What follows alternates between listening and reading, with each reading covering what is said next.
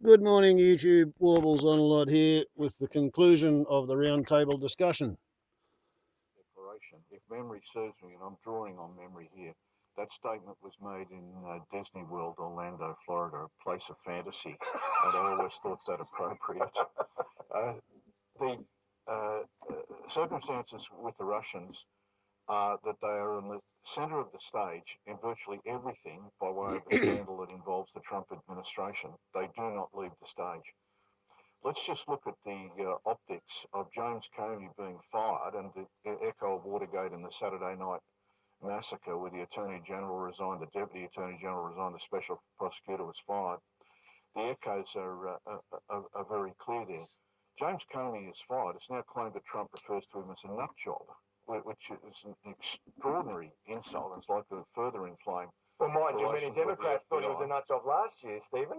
apparently, Donald Trump thought there'd be support from the Democrats for firing Comey. Well, they would have supported him if he fired him in January 20. That is almost certainly the case. Everything's in the timing column, as you know. So Comey is fired. The next thing, photographs are being taken by Russians in the Oval Office of Sergei Lavrov, the foreign minister, and Sergei Kislyak, the ambassador, joking with Trump. Now, what was the need for the Russian foreign minister to meet the American head of state is one question. Well, why isn't that simply a matter of the Secretary of State and the foreign minister, perhaps a courtesy call in the White House? The optics of that were terrible in terms of the Russian. Isn't it true, though, Ying, that the broad cross-section of Washington, the intelligence, the military, both sides of Congress, are dead set against any kind of détente with Russia, and Trump distinguishes himself from Democrats and Republicans on this issue? He does, and it was something he made very clear on the campaign trail. Now, with that said, with all this talk about him being a stooge of Putin, he's the person who actually launched missile strikes against Syria, which was something that didn't exactly endear him to Moscow, and that was also action that the Obama administration, for all its tough talk on Russia, didn't actually have the guts to do. So I think we should keep in mind the big picture that Trump, I do believe, sees Russia as a player that he can work with, particularly on collaboration to defeat ISIS. He may find out that, and I think a lot of his advisors have been telling him that that's probably not going to be as easy as he thinks it is, but I do think that he certainly leans that way. But he ran on that, and the American people were willing to elect him on that platform. Now, with that, let me just add also one other thing. There is no evidence of collusion between the Trump campaign and the Russians, and that is something that Senator Dianne Feinstein, ranking member of the Senate Judiciary Committee, reiterated just yesterday.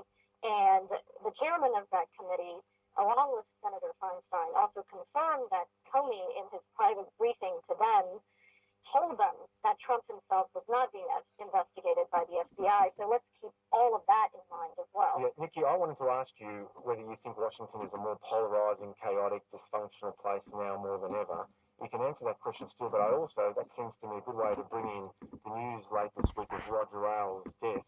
Now, Roger Ailes and Rupert Murdoch, in 1996, they started a cable news channel called Fox News, a conservative alternative to the mainstream media, which Ailes, Murdoch, and many Americans believe tilt left. Fox rose, eventually rolled over rival cable networks CNN and MSNBC. Nikki, do you think Trump would be president if Fox News never existed? That's a very interesting question.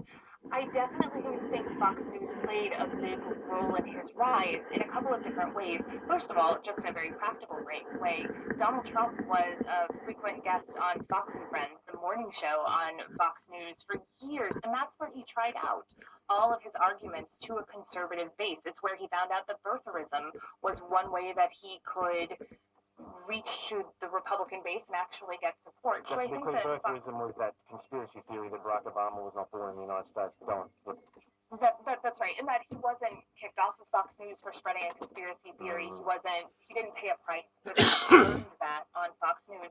But I think that in a more broad sense, Fox News was a place that helped to marry the Republican Party to the conservative movement. But whereas, to get to your polarization question, whereas that helped to polarize the United States along conservative and liberal lines, I think in more recent years what we've seen is a polarization that is much more tribal, much more identity than ideas based. And Fox has been part of that as well. recognize a robust anti-Obama sentiment coming out of Fox News, which perhaps isn't surprising.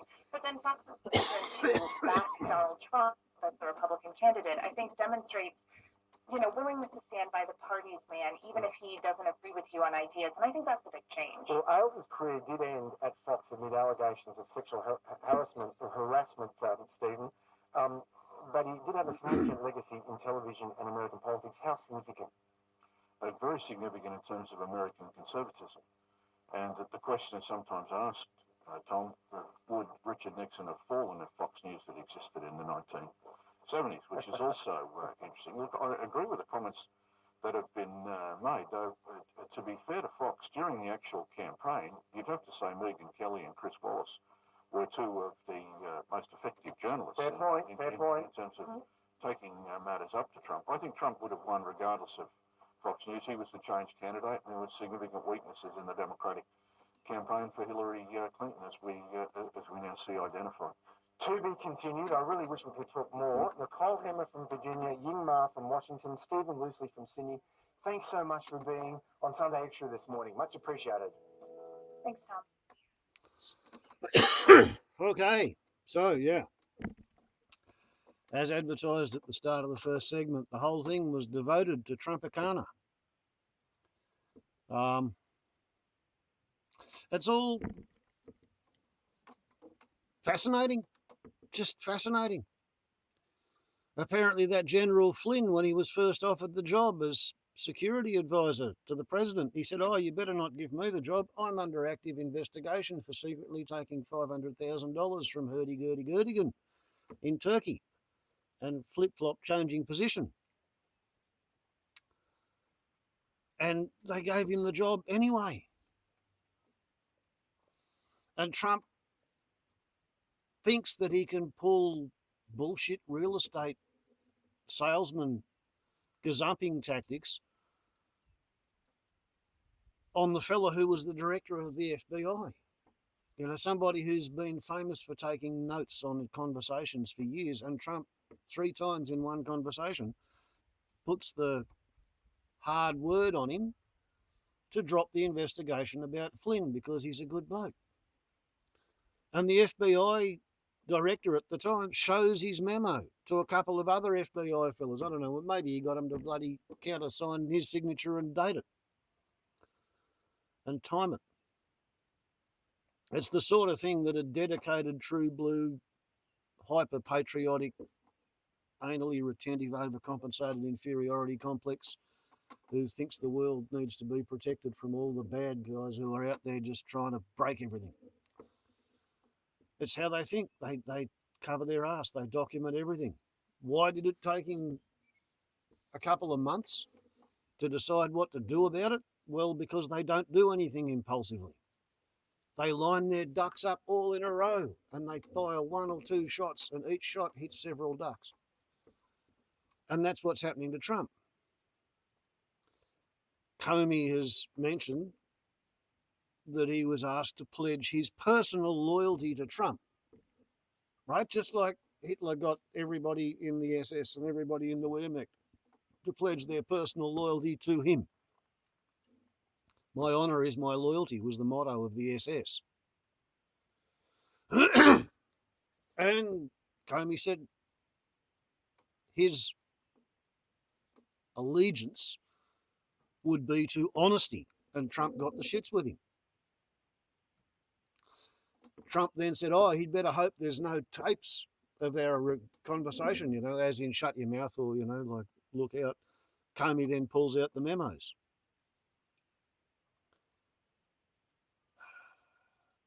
There was a very good analysis by the Young Turks, which pointed out that the Koch brothers, the billionaires who are behind the fossil fuel industry in the excited states of Norte Americano and anywhere else in the world they can get their hands on, they've recently come out and thrown vast chunks of funding at the Republican elected representatives to get them to stick by Trump because they're terrified that Trump is going to either be impeached or resign, quote, too early. Apparently, their whole game plan in getting Pence up there was that Trump, because he believes whatever the last person who talked to him tells him to think, he could be relied on to pass really draconian cutbacks to environmental regulations, public health, anything where the government was actually doing anything useful for the citizenry. Open up the national parks to drilling and prospecting and pumping and carte blanche to the fossil fuel industry. Meanwhile, giving amazingly huge tax cuts to rich people, the big end of town, the billionaires. Apparently, they're going to cut death taxes, which means that the Koch brothers family is going to save $40 billion when the Koch brothers die of old age. Because there won't be any death taxes. Yeah, Trump is really handing out some crazy, crazy shit. And the idea was that he had to get it all through and then have him impeached for being a lunatic nut job who leaks like a sieve and invites the Russians to come and plant microphones in the Oval Office. And what the Koch brothers are worried about is that he looks like he's going to self-destruct before he can get their agenda through, because they were then going to have Pence come in and clean up the mess. And Pence, let's face it, he's apparently a low hound of such long standing that his wife will not permit him to go to even as much as a business lunch where there's another woman there unless she attends. She has to go there as a chaperone if there's a woman going to be at the dinner table.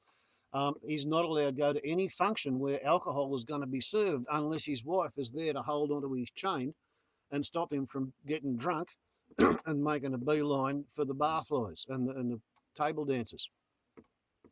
He's a lowhound with no tolerance for alcohol, but he's a right-wing, tub-thumping, Christian fundamentalist, evangelist, gay-hating, abortion-hating crusader who's just as likely to try and annex the entire fucking Holy Land and recolonise Absurdistan.